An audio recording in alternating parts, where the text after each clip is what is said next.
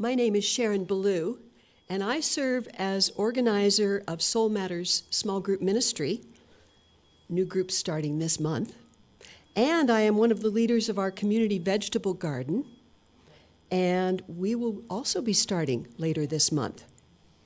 One thing I love about this congregation is the diversity of interests and talents that so many of our members bring to this community. We have an abundance of riches among us. And welcome to the Unitarian Universalist Church of Boulder. I want to take a moment to extend a warm welcome to anyone who's visiting us for the first time. If you're joining online, fill out a visitor form in the link in the description. We'd love to connect with you. To give you some idea of what we're all about, let me tell you about our mission. We say that here we connect bravely, deepen spiritually, embody justice, and always love.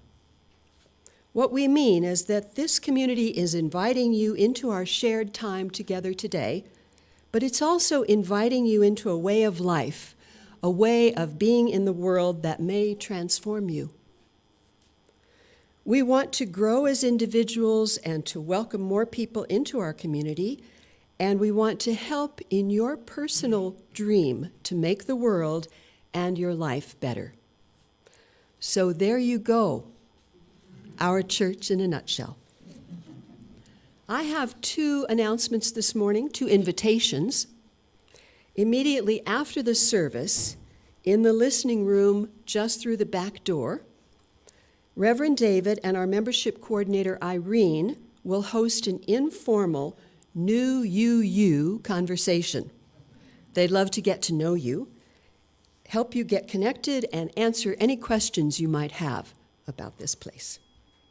And at 12:30, right here in the sanctuary, we'll hold a State of the Congregation meeting with updates from our staff team and, excitingly, a presentation from the board of the results of the congregational visioning work that we did in the fall. And may I invite Reverend David to share another announcement. You may have already heard the news, but I am delighted to share that we have a new Director of Religious Education.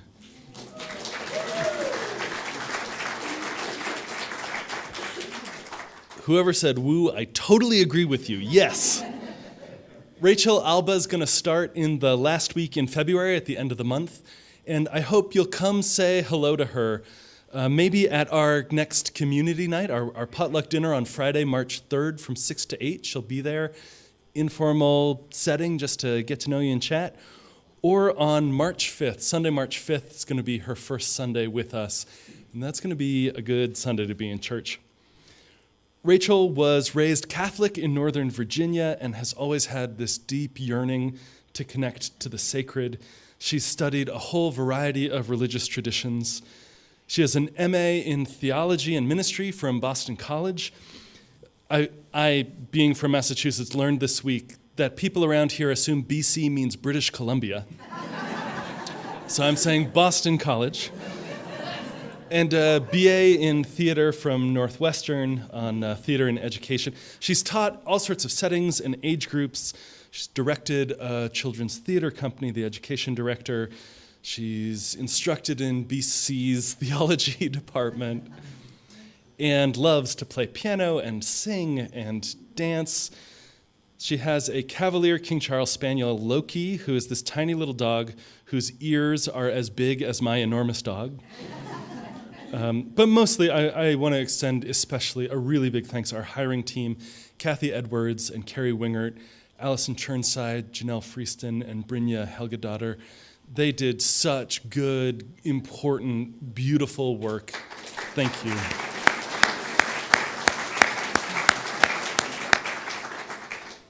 Religious education is one of the central pillars of our work as a church, not just for kids, of course, but nurturing joy and wonder and gratitude rooted in this liberal tradition is why so many of us sought out this community for ourselves or our kids.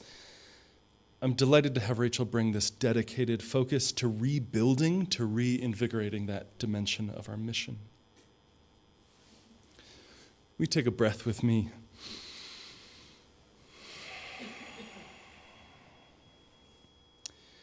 These words from Rebecca Edmiston Lange for our call to worship. Come into this place. Come in. Come into this place which we make holy by our presence. Come in with all your vulnerabilities and strengths, your fears and anxieties and loves and hopes. Here, you need not hide or pretend or be anything other than who you are and who you're called to be. Come into this place where we can heal and be healed, forgive and be forgiven. Come into this place where the ordinary is sanctified and the human is celebrated, the compassionate is expected, is cultivated. Come into this place. Together we make it a holy place. We rise in body or in spirit. Let's sing together.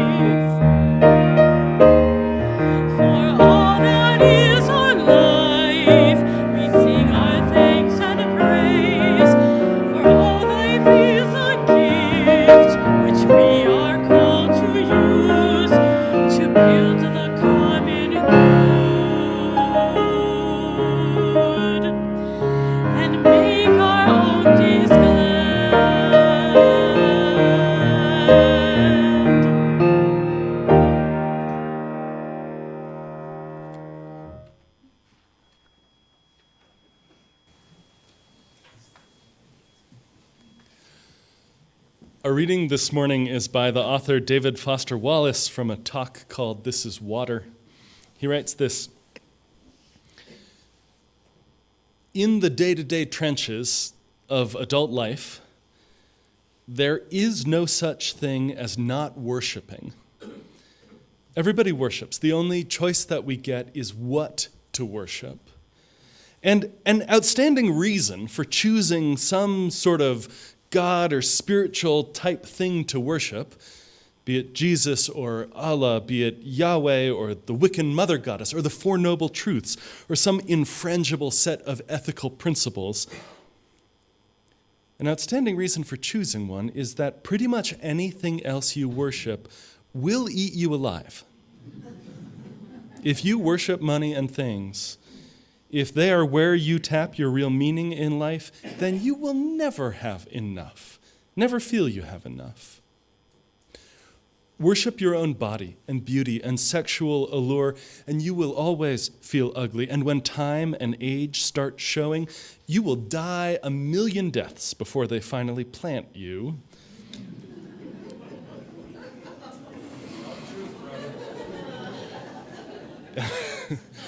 And look, on one level, We all know this stuff already.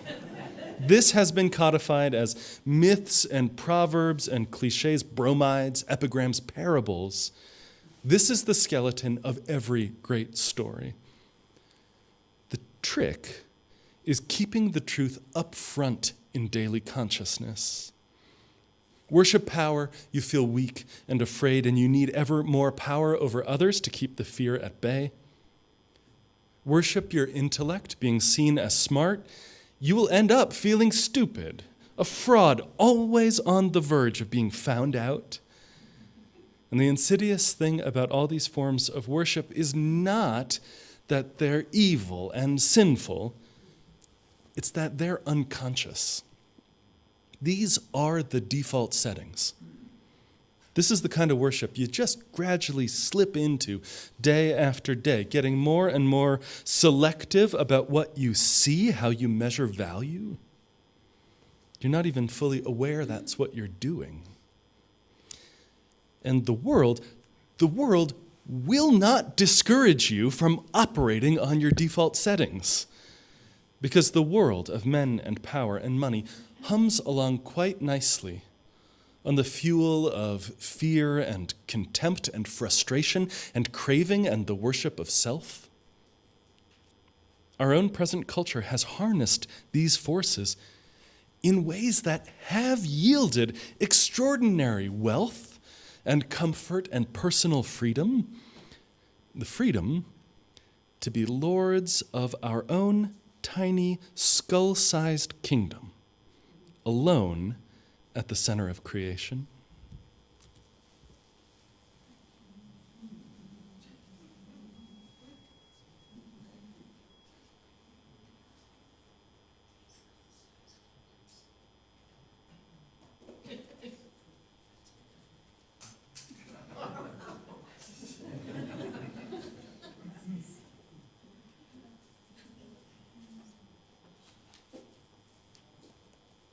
It's time for the chalice lighting. Today I have a timer. Unusual for a chalice lighting. Each week when we gather, we light our chalice just as 1,000 other congregations do each week across the country. It is a symbol of our Unitarian Universalist past, present, and future. It is a visible reminder of our interconnection. Instead of one person predictably lighting our chalice today, we're all going to do it together. That's why we have the timer up here. We're pretty loquacious. Here's how it works. Find a person next to you. You'll each have 1 minute, 60 seconds, not very much time to answer the questions I'm going to pose. 1 minute to practice sustained, compassionate attention. Folks online, if you'd like to post in the chat, it is not saved, so whatever you write here will only be visible during the service. Ready? First question. Someone next to you.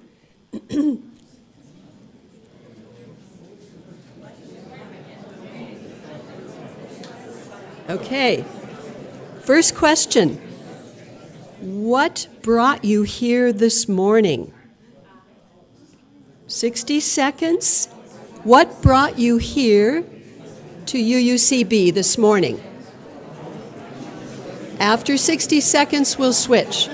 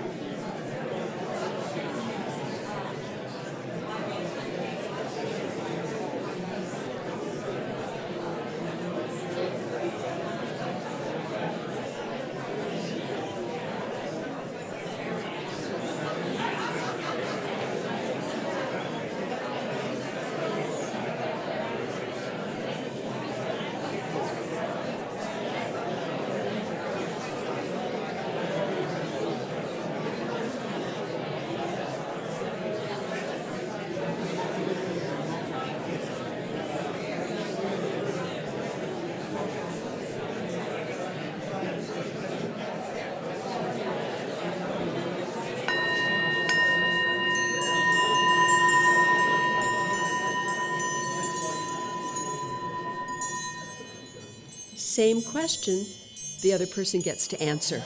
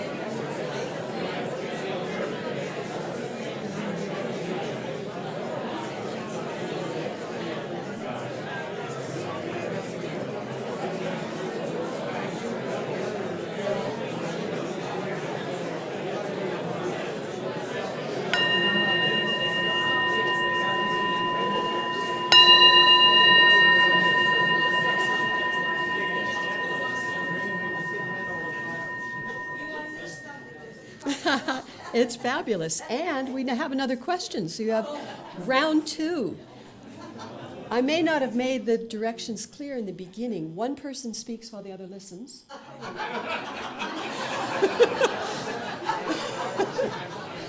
And then the other one has the opportunity to speak as well. All right, second question.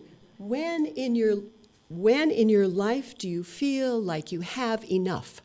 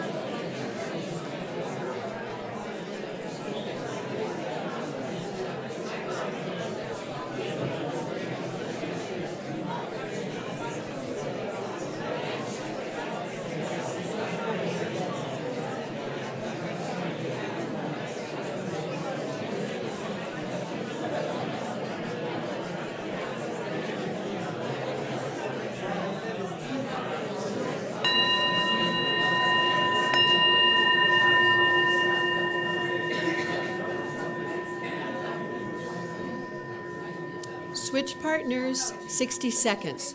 When in the world do you feel like you have enough?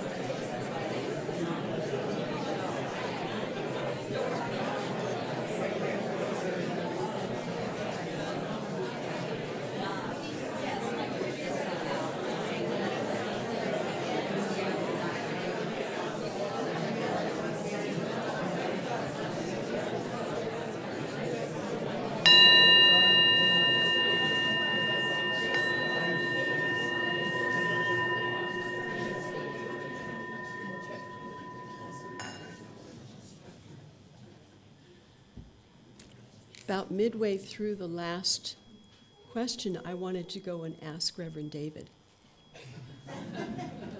I resisted.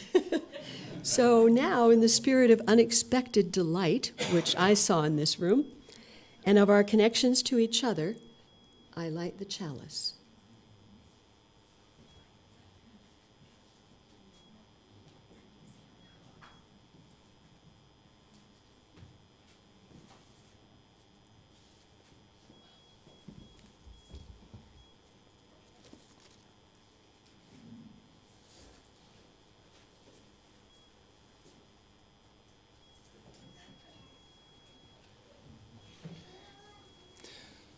Our covenant is the promise we make to each other about how we'll be together as a community. It's simple and demanding, and I invite you in person and online to join together, to rise as you're able, and to speak it aloud.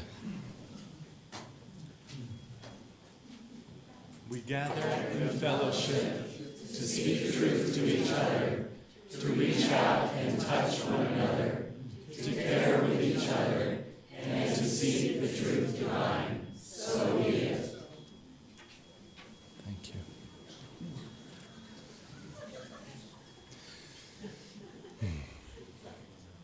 Will you join me in a spirit of prayer and meditation, a spirit of centering? Let's take a breath all together.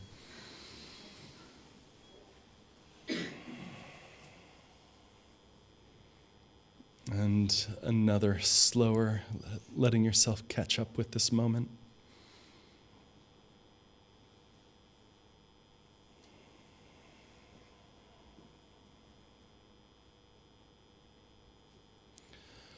Our words for meditation this morning are from the poet Wendell Berry, called The Wild Geese. And I invite you to receive it like a guided meditation as the imagery that he offers us sparks that in your mind.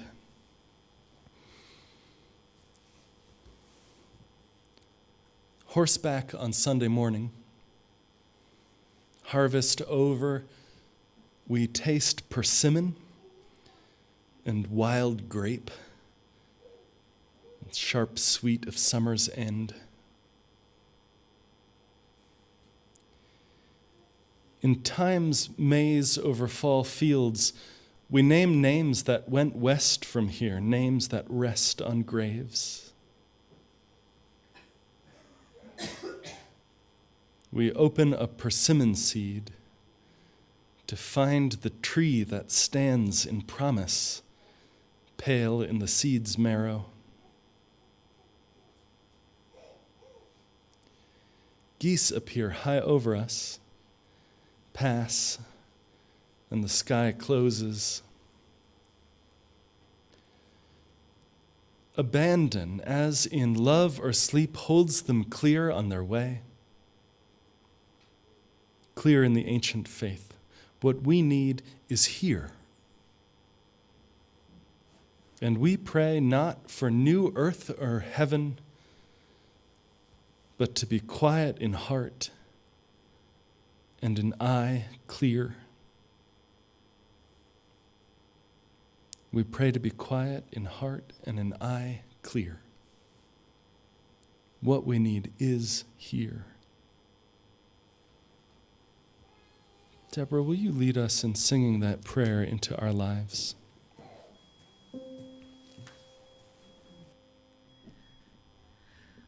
What we need is here. What we need is here. What we need is here. What we need is here.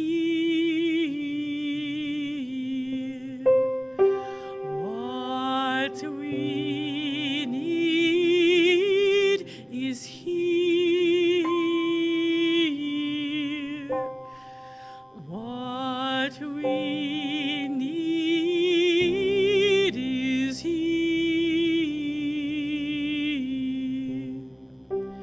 What we need is here.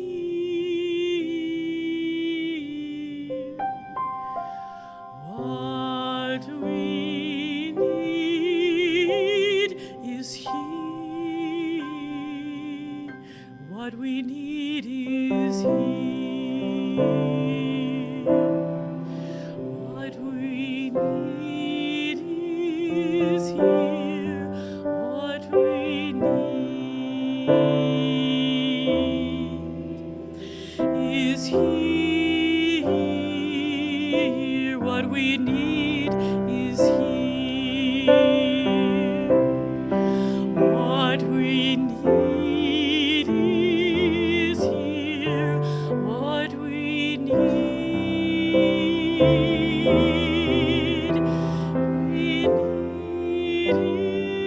here what we need. What we need is here. What we need here. What we need is here.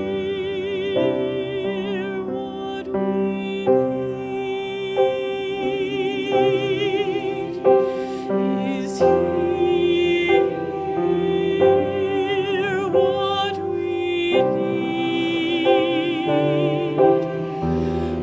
What we need is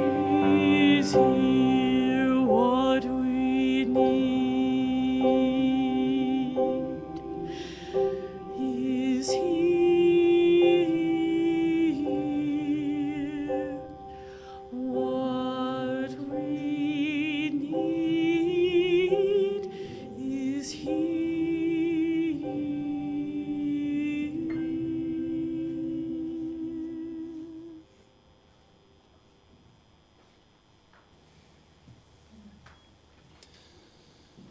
Our commitment to connect bravely means that we're called to be glad with those who rejoice and weep with those who mourn. Each week we set aside this time in the service to make visible in ritual the joys and the sorrows that are shaping our lives. For those meeting in person, I invite you all, as the music begins, to come forward if you feel moved, silently to take a stone and place it in the earth in symbol of how your joys and your sorrows take their place in a larger whole, in a community of care held in the hand of the earth.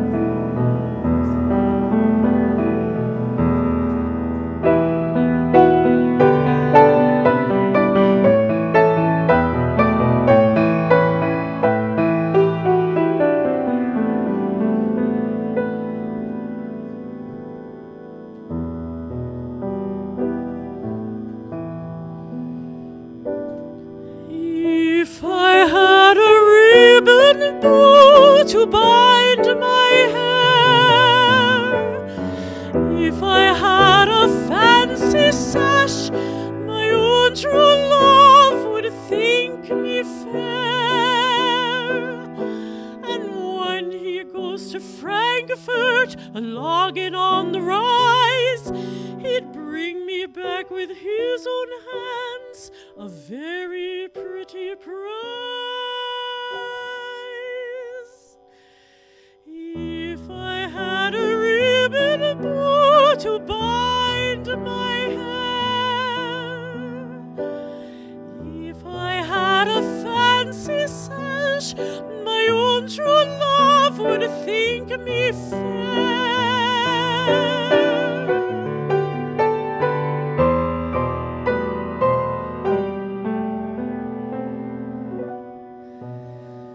If I was of the city brung and fair with smart,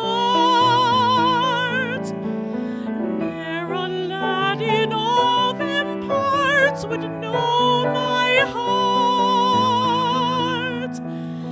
Then I'd live in Frankfurt where all the line goes. I'd lark about the settlement and wear them foreign clothes. If I was of the city brung and fair with smart, ne'er a lad in all them parts would know my heart.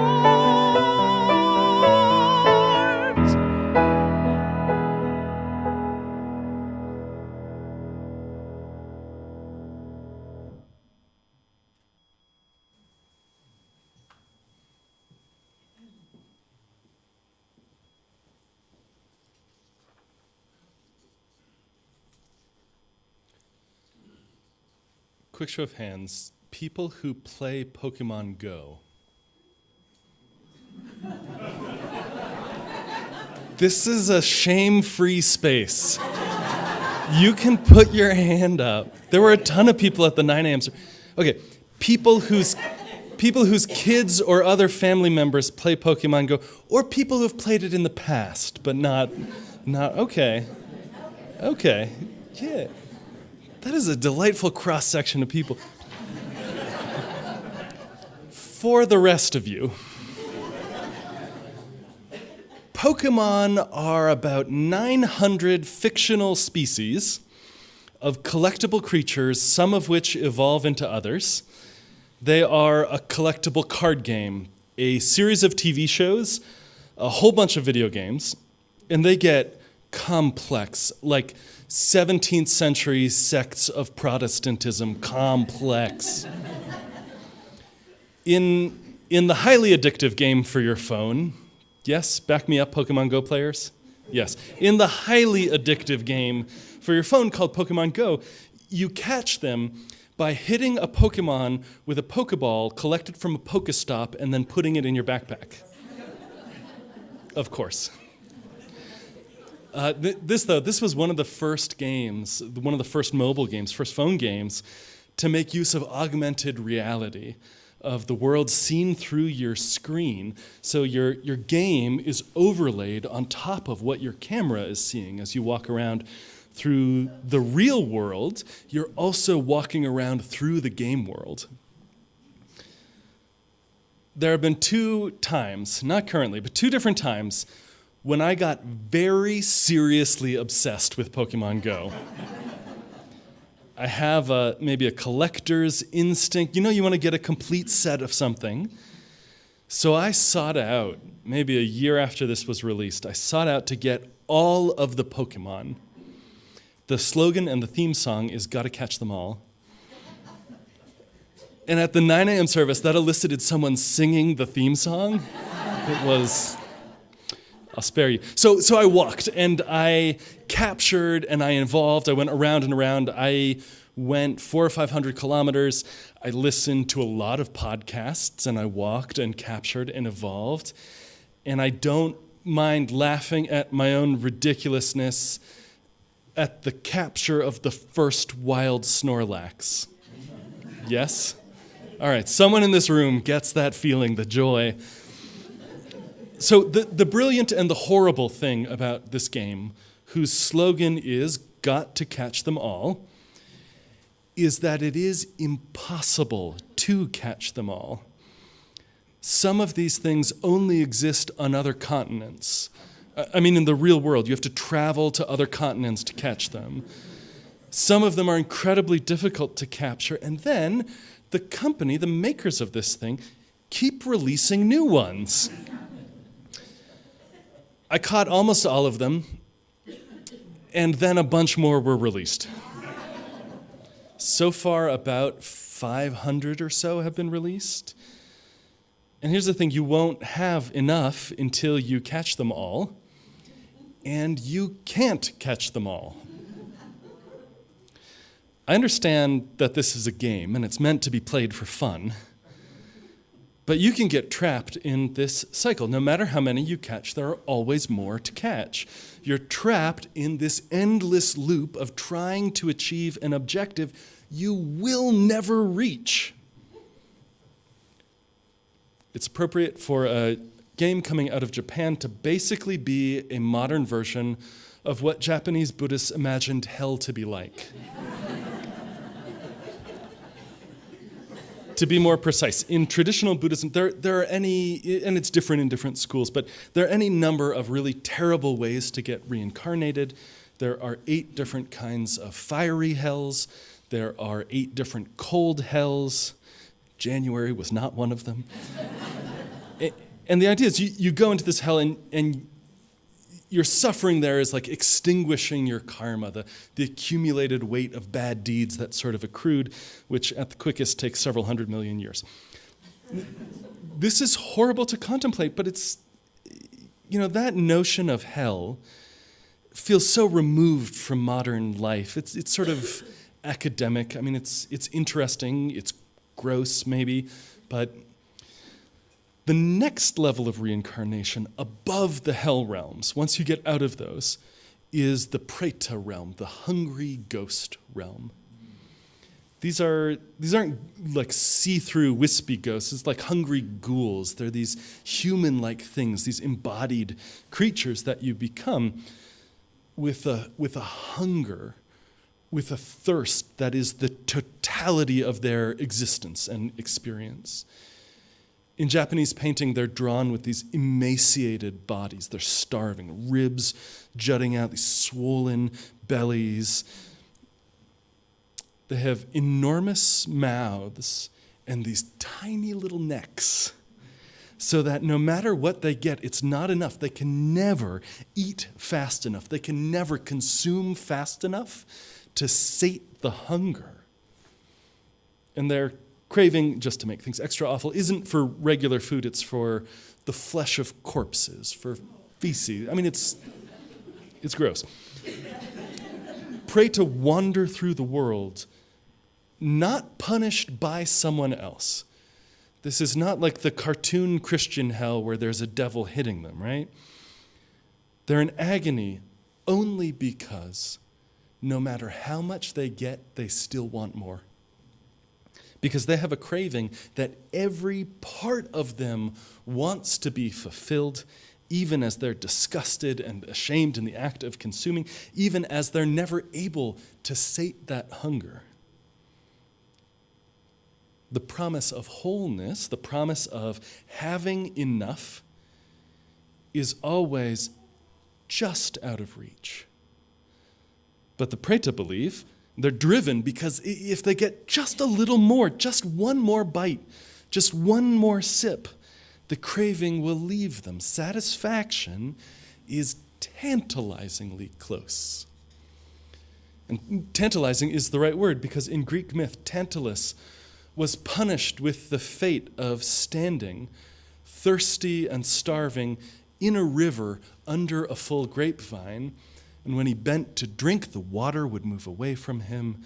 And when he reached out for the grapes, they'd shrink back out of his grasp. Eternally craving fulfillment, eternally unable to reach it, even though it always seemed within his grasp.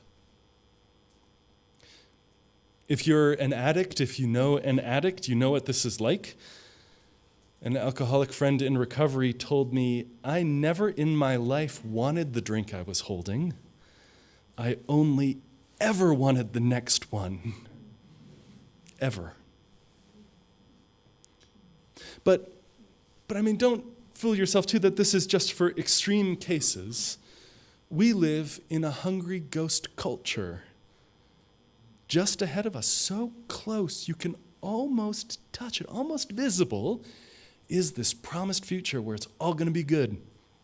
A better job, a new relationship, the end of the semester, if you could move, if you could have a little bit more vacation, everything would be different.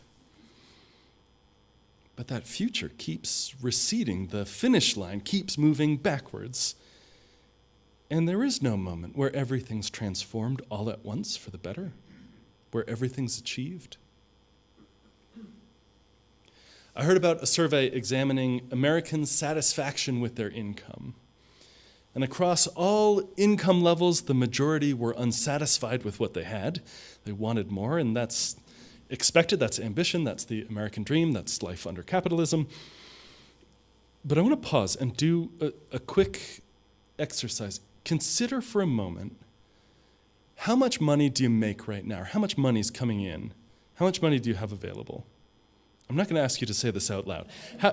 How much money would you prefer to make? Take a minute. Put a dollar figure on both of these. This is not just because our pledge drive starts next month. This is unrelated. What do you have? Seriously, what do you want to have? We're going to see if your results line up with the survey I read. So the surprise in the survey was not that people wanted more. It was how much more they wanted. Just a little more. No one making $50,000 a year said, I want to be a millionaire. Said, I want to make $70,000 a year. No one making $200,000 a year wanted a $30 million mansion. They just wanted a little more, a little more. This was true across all income levels, whole lifetimes spent looking for just the next step up, the next step on. And if that's true, then how much is enough? It's the wrong question to ask because there is no number there. Only more is enough. And there isn't enough more in the world. If you measured the good life in dollars, you never arrive.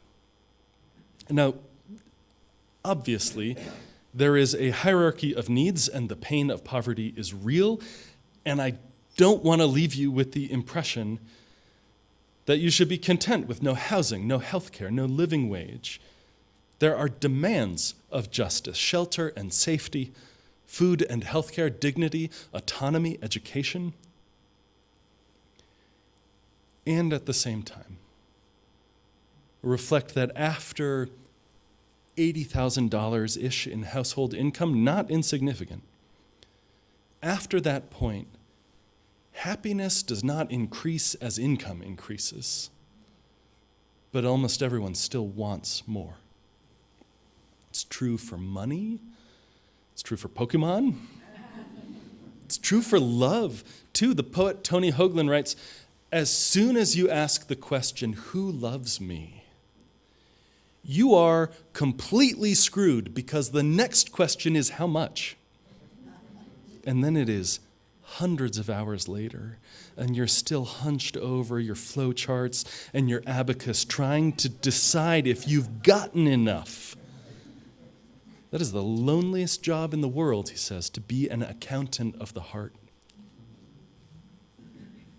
But why always this unsatisfied thirst in one part of life after another? For Buddhists, this is the second noble truth. This is the second of the core teachings of the Buddha. First, that suffering is real, and second, that there is a reason for it. And that cause of suffering is a craving, a thirst, a desire, a hunger for a reality that does not exist. A craving for permanence in a world where nothing is. A craving for sense experience when no amount will sate that thirst. A craving which believes your inner self is going to be transformed by the things you get and have. When I was 8 years old, I remember vividly an ad on TV. You know, this is back on TV, right? For a toy that I knew immediately was the greatest toy the world had ever known. Those are all capitalized. It was some kind of a plastic robot thing with decal stickers, and it launched a second robot car. There was a spring, maybe. And after much discussion and pestering and asking, we went to the toy store, and on the drive over, I knew with total certainty that the greatest toy the world had ever known would revolutionize not just my play, but my life. You know the end of that story. You've done that too. Maybe you had a toy like that. Maybe it was a job or a house or a relationship. Maybe it was moving to Boulder. After what seemed like months of aching for this with your whole being, you got it. And once you got it, it was fine. Or maybe you're satisfied for a moment, but always there's the next thing. Always, even after you get that thing you've been hoping and wanting and working for, it's still you when you get there. We're wired for this. Buddhists would say that this feeling is part of what it is to be human. It is the default setting. And the more we ignore it, the more power it has. What are those ways in which you're a hungry ghost right now? What is that preta part of you, the craving that can't be satisfied? A line attributed to Emerson says, "A person will worship something. Have no doubt about that. We may think our tribute is paid in secret in the dark recesses of our hearts, but it comes out. That which dominates our imaginations and our thoughts will determine our lives and our character." Be careful of what you worship, for what we are worshiping, we are becoming. It's David Foster Wallace in the reading, too. If you give your life to the desire for more, this world, not another one, not some reincarnation, this world will become a preta hell. And you get to wander with a huge mouth and a tiny neck, stretching out your arms for the next toy, the next Snorlax that's finally going to satisfy you. That's the premise of so much advertising, that the product, the thing, the having will make you into something else. Certainly, that was the explicit marketing strategy of my old employer. I worked for years in HR at Target, and y'all, their cheap imported coffee makers are basically the same cheap imported coffee makers as Walmart has. But by shopping at Target, you become just a little bit more glamorous, a little bit more style conscious, a little bit more fashion forward, maybe a little thinner. $1 billion marketing budget is devoted to a promise that you will become someone else through what you get, what you purchase. So you ought to be hungry for it. The world, our reading says, will not discourage you from operating on your default settings. Because this world of men and money and power hums along quite nicely on the fuel of fear and contempt and frustration and craving and worship of self and shame. So we pray, as the poet says, we pray and hope. We sing not for a new heaven or earth, but for ourselves to be quiet in heart and in eye clear. What we need is here. Not somewhere else, not someone else, not when you get it, but now, here already. This, I think, is why I return so often to the poetry of ordinariness, of Wendell Berry's gentle gratitude for what is. It's a medicine for resentment. It's a medicine for that craving. He writes this called The Peace of Wild Things. He says, "When despair for the world grows in me, And I wake in the night at the least sound in fear of what my life and my children's lives may be. I go and lie down where the wood drake rests in his beauty on the water and the great heron feeds. I come into the peace of wild things who do not tax their lives with forethought of grief. I come into the presence of still water. And I feel above me the day-blind stars waiting with their light. For a time I rest in the grace of the world and am free. That's our work, not to do it perfectly, not to make of letting go of that desire what we've made of desire itself, that at some point I'm going to achieve it and be perfect and I'll never want things anymore and everything will be great. Not that. But to do like the poet suggests, to return in practice again and again, to reground ourselves in the grace of the world, the reality, the suchness of it. As the cure for resentment, as the answer for the thirst of craving if we have eyes and intention to see it. And so over and over we return again to set that intention and loosen the grip of that hunger. Amen. Will you rise in body or spirit? Let's sing together.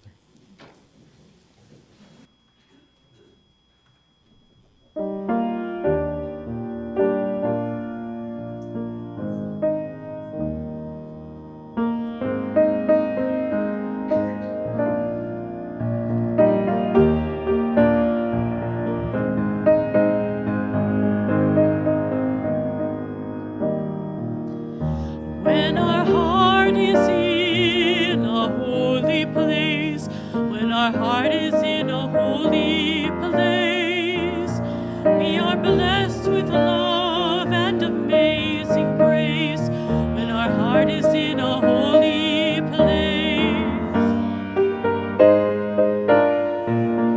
each of us, every color, every creed and kind, and we see faces in each other's eyes. Then our heart is in a holy place. When our heart is in a holy place. When our heart is in a holy place. We are blessed with love and amazing grace. When our heart is in a holy place. When we tell our stories from a deep inside, and we listen with a loving mind, and we hear our voices in each other's words, then our heart is in a holy place. When our heart is in a holy place. When our heart is in a holy place. We are blessed with love and amazing grace. When our heart is in a holy place. When we share the silence of a sacred space, and the God of our hearts stirs within, and we feel the power of each other's faith, then our heart is in a holy place. When our heart is in a holy place. When our heart is in a holy place. We are blessed with love and amazing grace. When our heart is in a holy place. Then our heart is in a holy place.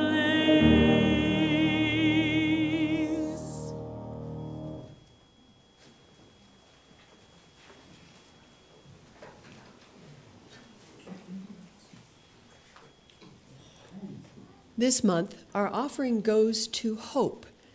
The acronym means Homeless Outreach Providing Encouragement, a nonprofit in Longmont.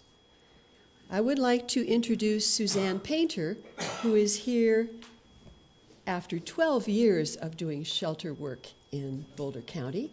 And having been to this church 3 times in the past, she's here again today to tell us about hope.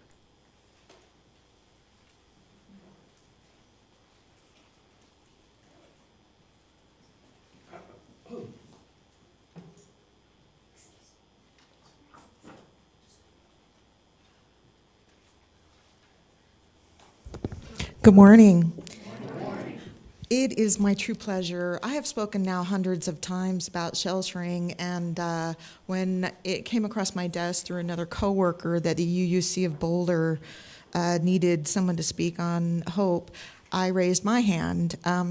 It has always been very welcoming here. You are a heartbeat in a community of what nonprofits like my organization does. And so I truly thank you, and I apologize that I will not stay afterwards in the sense of I'm having some issues, surgery, and need to actually protect myself. And so that will happen this week. But I don't want you to think I'm, no offense, please, and all love and namaste in this sense. I want to take you to a minute right now. 45 days, in the past 45 days, winter, how's that felt to you? How's that been going? Yeah. We have had 20 plus days of emergency overnight shelter and day shelter. And that means an organization who typically runs 365 days of night shelter now does 24/7 of 20 days of assisting the community. We have actually worked with all emergency services across Boulder County to actually pull a net in and get these people in from the cold, to the tune of folks that truly wanted to stay outside. We scooped them up, letting them know this is not one that you will be able to live through. That's the fact. It was in 2007 that volunteers got together after 5 souls passed away in Longmont due to weather and staying out, being homeless. And at that time, it was a street outreach that was created, and that's how Hope got its start. Today, in 2022, we will have overnight sheltered over 10,000 stays.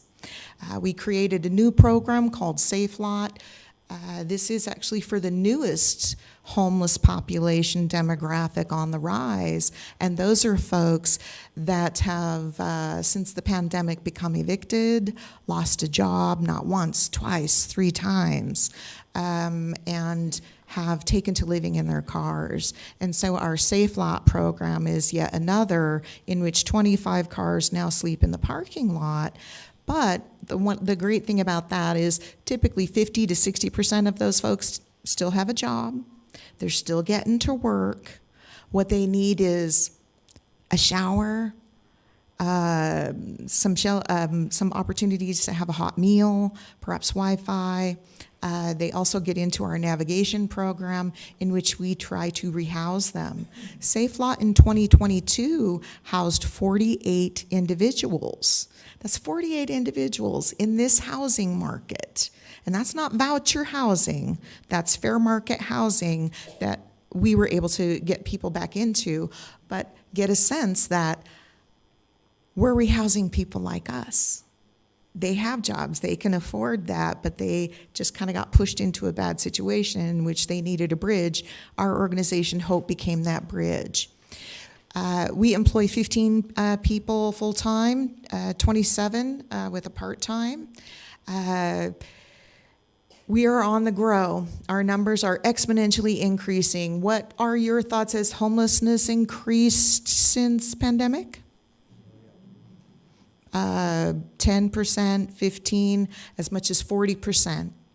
The new, this current administration just in October passed what is called the All-In Initiative to reduce homelessness by 25% by 2025.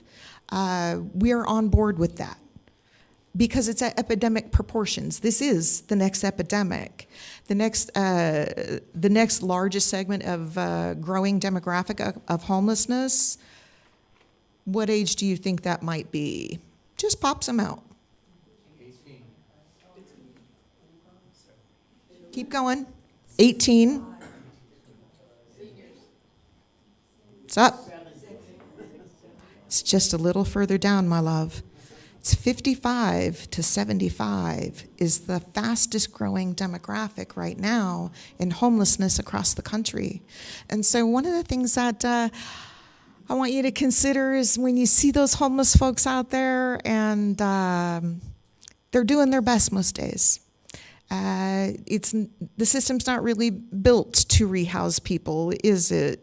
To be honest, you got to suffer, you got to hurt to heal. That's the way things roll. And so what you do is you see a lot of hurting, but with assistance like yours and people like yours, like you all, that's where we get to the healing. We housed nearly 100 people total last year. And again, that's in this market in Boulder County. We can do it and we can get it done. Just because we sit in this lovely, lofty place, elevated, does not mean that we are immune from it. And so I reach out to you, and I know you guys reach out to the entire community, each and every one of you. Again, there's a ripple effect you send without you even saying a word. And so I thank you from the bottom of my heart from nonprofits that I've worked for. And thank you for your donations and all your volunteerism, and grace and gratitude to you all.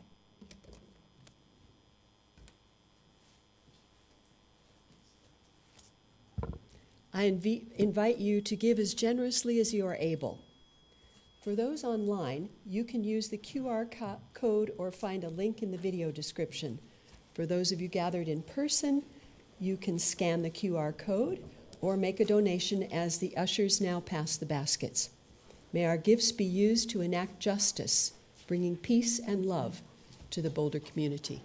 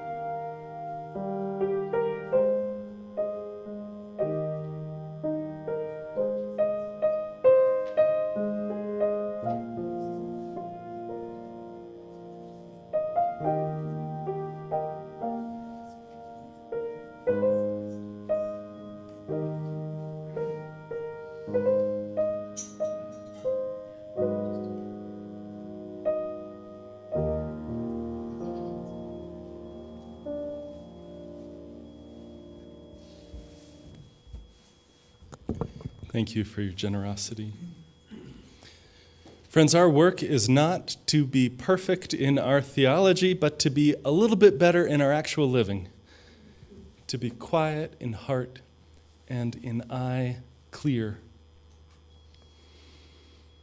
Our service ends and our work begins again.